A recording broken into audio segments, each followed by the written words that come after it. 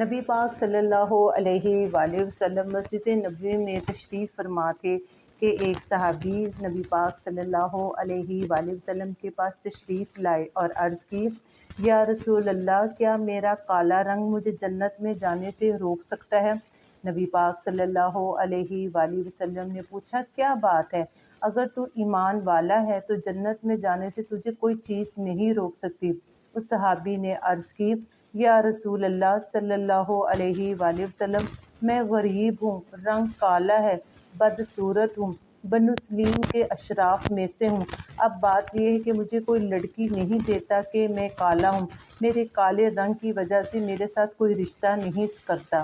یہ سن کر نبی پاک صلی اللہ علیہ وآلہ وسلم نے فرمایا، آج عمرو بن وہیب موجود ہے۔ حضرت عمرو بن وہیب مدینہ منورہ کے کھاتے پیتے مالدار آدمی تھے اور ان کی بیٹی بھی حسن و جمال میں بے مثال تھی۔ صحابہ کرام نے عرض کیا کہ وہ آج مجلس میں نہیں آئے، جس پر نبی پاک صلی اللہ علیہ وآلہ وسلم نے ان صحابی سے فرمایا، جاؤ اور عمرو بن وہاب سے کہو کہ اپنی بیٹی تیرے نکاح میں دے دے۔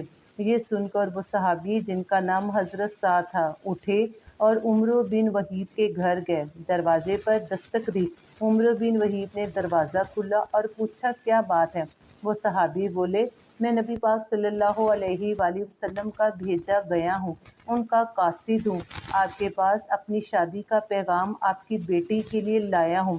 بظاہر عمرو بن وہیب کو وہ یقین نہ آیا اور بولے، کیا بات کرتے ہو؟ چلو بھاگ جاؤ یہاں سے۔ وہ صحابی تو پہلے ہی غم کے مارے تھے، غریب تھے، ڈر گئے، واپس لوٹ آئے۔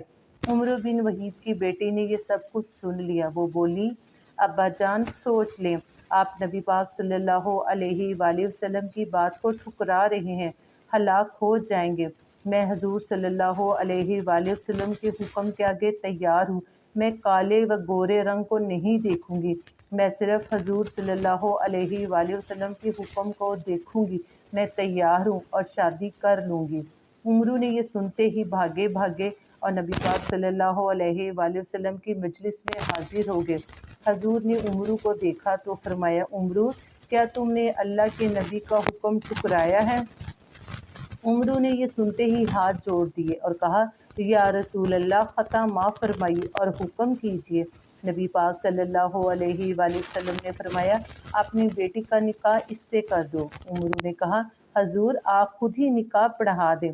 چنانچہ اسی وقت مجلس میں نکاح پڑھا دیا گیا، 400 درہم حق مہر مقرر کر دیا گیا۔ نکاح کے بعد حضور صلی اللہ علیہ وآلہ وسلم نے حضرت سعد سے کہا، سعد جاؤ لڑکی کو لے آؤ۔ اس زمانے میں بارات کا رواج تو ہوتا نہیں تھا، تو نبی پاک صلی اللہ علیہ وآلہ وسلم کا ارشاد تھا کہ اب چونکہ تمہارا نکاح ہو گیا تو جاؤ اور جا کر اپنی بیوی کو لے آؤ۔ جس پر حضرت سعد بولے، یا رسول اللہ، میرے پاس تو 1 درہم بھی نہیں، 400 درہم کہاں سے لاؤں گا جس کا میں حق مہر ادا کر اپنی بیوی کو زوجیت میں لوں گا۔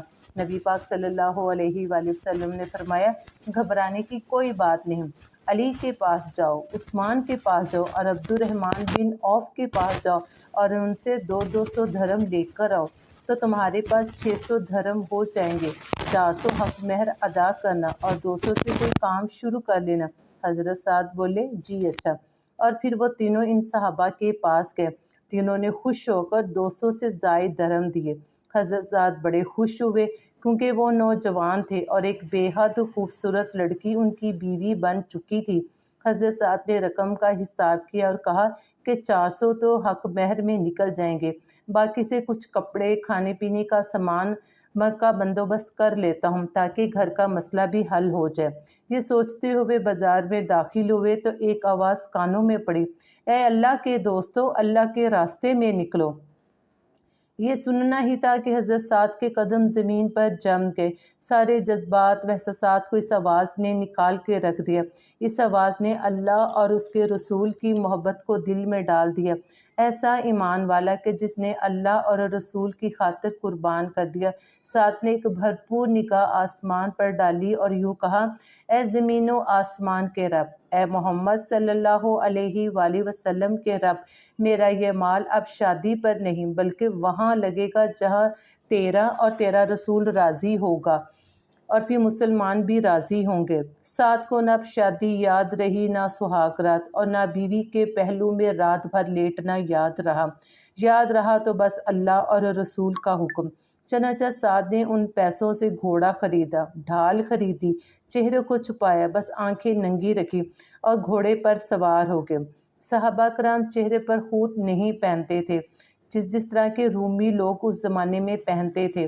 معمولی سا سامان ہوتا تھا، مگر جذبہ و شوق شہادت سب پر بھاری ہوتا تھا۔ جب صحابہ نے ان کو دیکھا تو حیران ہوئے کہ یہ کون ہے، اور آپس میں بات کرنے لگے کہ یہ کون شخص ہے۔ جس پر حضرت علی بولے، کوئی پردیسی ہوگا جو اللہ کے دین کی مدد کے لیے آیا ہے۔ حضرت سعد نے چہرہ اس لیے چھپایا تھا کہ کسی کے حضور صلی اللہ علیہ وآلہ وسلم کہیں دیکھ نہ لیں اور نہ ہی پوچھ لیں کہ سعد میں نے تمہیں کس کام سے بھیجا تھا اور تم کدھر آ گئے، اور انہیں یہ ڈر بھی تھا کہ کہیں حضور صلی اللہ علیہ وآلہ وسلم ان کو واپس نہ بھیج دے۔ چنانچہ حق و باطل کا معرکہ شروع ہوا۔ حضرت سعد بڑی بے جگری سے لڑ رہے تھے کہ ایک تیر ان کے گھوڑے کو لگا، جس کی وجہ سے گھوڑا مر گیا اور یہ نیچے گر گئے۔ اب حضرت سعد نے اپنے بازو اوپر چڑھا دیے۔ جب ان کے کالے کالے بازو حضور صلی اللہ علیہ وآلہ وسلم کی نگاہوں کے سامنے آئے تو فرمایا، تو مجھے سعد لگتا ہے۔ جس پر وہ بولے، یا رسول اللہ صلی اللہ علیہ وآلہ وسلم، میرے ماں باپ آپ پر قربان ہو، میں سعد ہی ہوں۔ جس پر حضور صلی اللہ علیہ وآلہ وسلم نے فرمایا، سعد، تیرے لیے خوشخبری ہے، تو جنتی ہے، تو خوش بخت ہو گیا ہے۔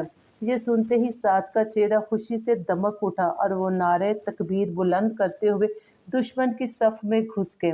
تھوڑی دیر کے بعد ہی حضور صلی اللہ علیہ وآلہ وسلم کے کانوں میں آواز آئی، یا رسول اللہ، سعد شہید ہو گیا۔ حضرت سعد کا جسم حضور صلی اللہ علیہ وآلہ وسلم کے پاس لایا گیا تو حضور صلی اللہ علیہ وآلہ وسلم کی پیاری اور مبارک آنکھوں سے آنسو جاری ہو گئے۔ حضور صلی اللہ علیہ وآلہ وسلم نے فرمایا، اے سعد، تیری خوشبو اللہ اور رسول کو بہت پیاری ہو چکی ہے۔ اے سعد، تو اللہ اور رسول کو بہت پیارا ہو چکا ہے۔ حضور صلی اللہ علیہ وآلہ وسلم کے آنسو حضرت سعد کے چہرے پر گر رہے تھے کہ اچانک حضور صلی اللہ علیہ وآلہ وسلم نے چہرہ مبارک پھیرا اور کہا، مبارک ہو، سعد حوض کوثر پر پہنچ گیا ہے۔ سبحان اللہ۔